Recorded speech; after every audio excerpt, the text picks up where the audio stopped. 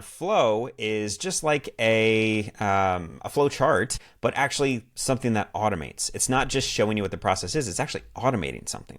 So let's walk through this flow. First, we're doing what's called a record triggered flow. So what happens is we're waiting for a record to be created or updated. That triggered this flow to happen.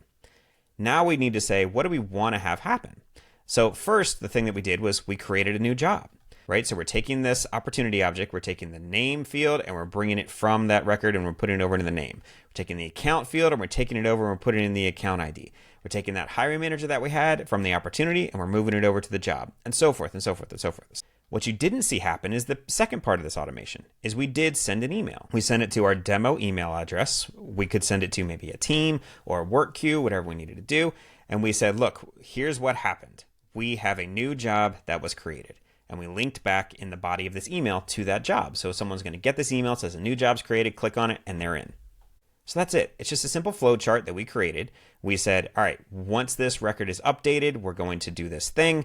We're going to create this new job. Here's how we're going to create that job, the things that we're going to pass back and forth, and then we're going to send an email. So you see, I didn't have to code anything. This is all drag and drop tools. And this is Salesforce's own flow builder, which you can see up here. So this is the automation engine built into the back end of Salesforce. That's what a Salesforce flow can do for you.